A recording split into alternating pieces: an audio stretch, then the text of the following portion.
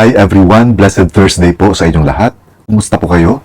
I hope lahat kayo ay nasa mabuting kalagayan saan mang parte kayo ng mundo ngayon. Mainit na mainit pa rin na pinag-uusapan si Diwata sa social media, lalong-lalo na ngayong June 2 magbubukas siya ng kanyang pangalawang branch sa Quezon City. At sabi nga nila, kapag kahitik na hitik yung bunga, talagang binabato ito. At ito daw ang nangyayari ngayon kay Diwata. Pwedeng ganun ngayong dahilan o pwede rin talaga na merong mga tao na ayaw nilang umasenso o maging maligaya sa buhay ang isang tao. Kung kaya, kapag ka nakikita nila na gumaganda yung buhay ng isang tao, ay pilit nila itong hahatakin pababa. Ako naniniwala ko na walang masamang mag-criticize, yung sinasabing constructive criticism, kasi wala naman taong perpekto. Kumbaga, pwede naman tayong pumuna, lalong-lalo na kung kitang-kita natin yung mali.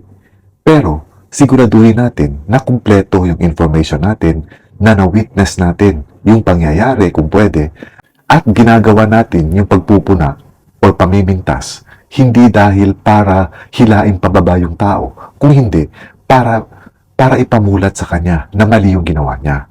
Kung ganitong klaseng criticisms ang tinatanggap ng isang tao, para sa akin, hindi ito masama. Nagiging masama lang ito kung merong mali siya. Tulad halimbawa, talagang sasadyain, nagawa ng mali ang isang tao para makuha ang simpatya at dumami yung magagalit sa taong ito. Mali na yung mga ganong klaseng asal.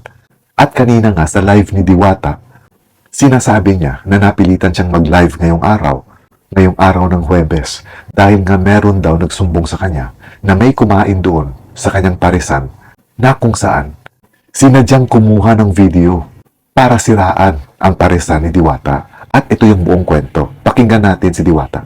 Anong balita dyan? Ano yan? Anong balita?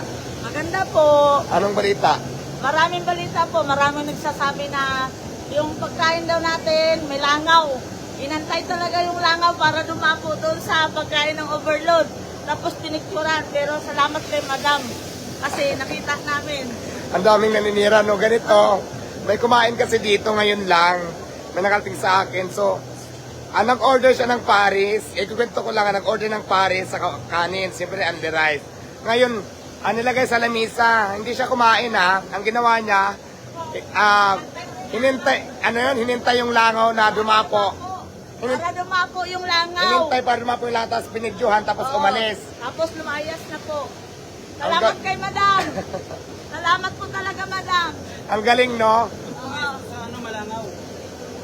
So, ayan, patunay lamang ito, nakalive tayo ngayon na may mga ganyan talagang, eksena. Ano nga ulit? So, kumain dito, nag-order, Tapos inantay yung langaw na dumapo. tapos, iniwan, pinidyohan. Pinicturan. Iniwan. Iwan ko, baka ibubos niya na yun. Maya-maya, antayin nyo na lang. May content na siya.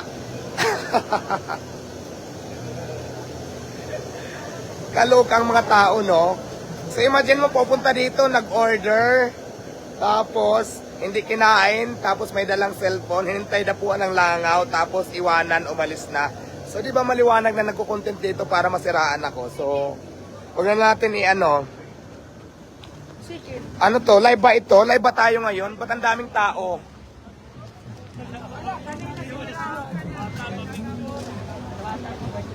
Ay, magandang hapon.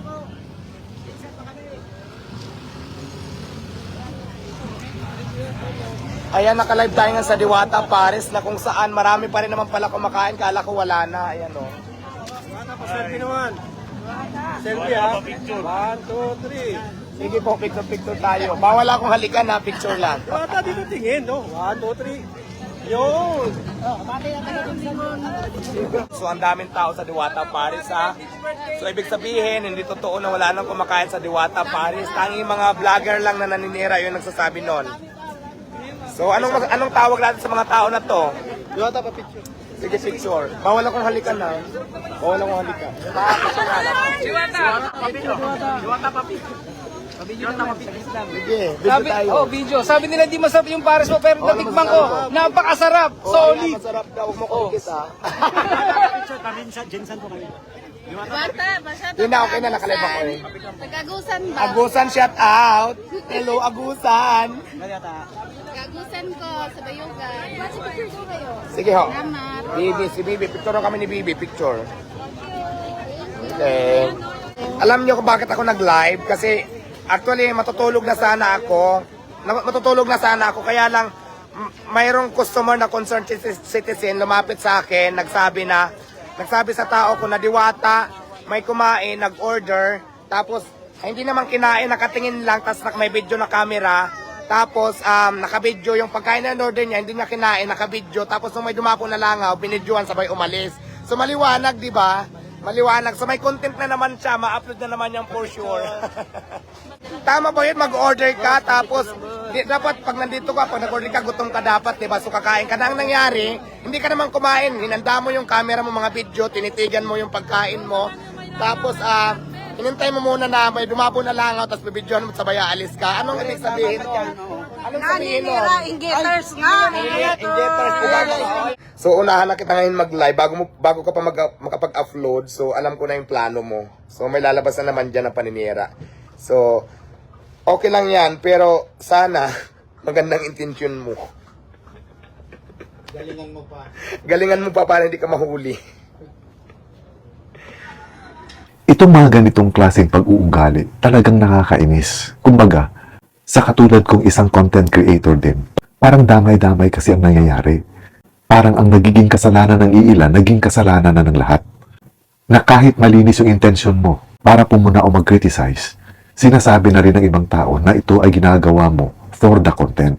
Pero itong kwento ni Diwata ngayon tungkol sa isang sinasabing customer na nagbayad naman daw pero hindi kinain yung in-order. Kung hindi, ang ginawa nito ay inantay lang na parang dapuan ng langaw yung kanyang pagkain at kinunan nito sabay alis. Halatang halata na masama ang binabalak ng taong ito. Ito ang maliwanag na sinasabing for the content at for the views. Kasi ginawa niya yun dahil alam niya para maiba yung kanyang content. Sa mga pumupuri kay Diwata, gagawa siya ng content na kung saan, kunwari, naiiba yung content niya. At ang naisip niyang paraan ay siraan yung paresan ni Diwata, which for me is very unfair. Hindi patas ang ganitong laban. Masamang pag-uugali ang ganito. Kasi fake mo.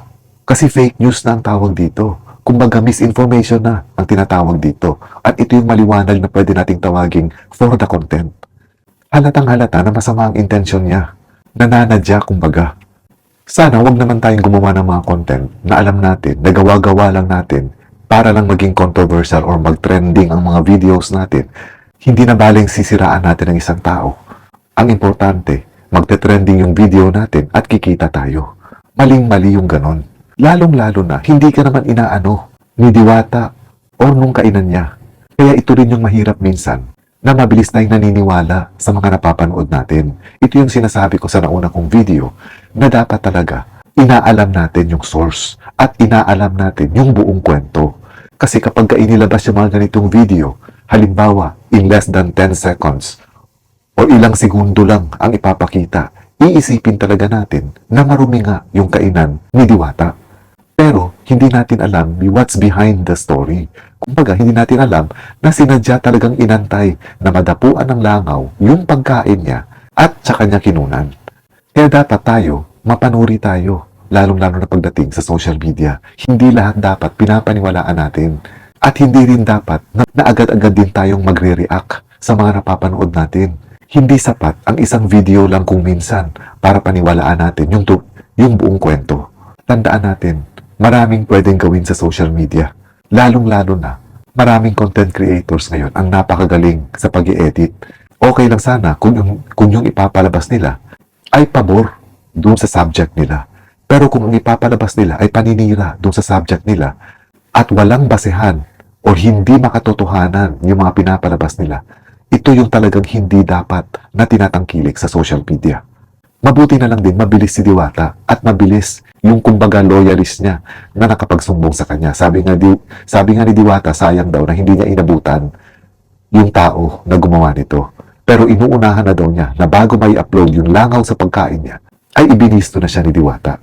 And this is all for now mga kaibigan. Lumaban tayo ng patas, magsipag tayo sa tamang paraan, at tandaan natin, hindi natin ikakaasenso ang paninira ng ibang tao. Once again, maraming salamat ulit sa inyong panunood. Ingat po kayo lagi. Amping mo kanunay. And God bless.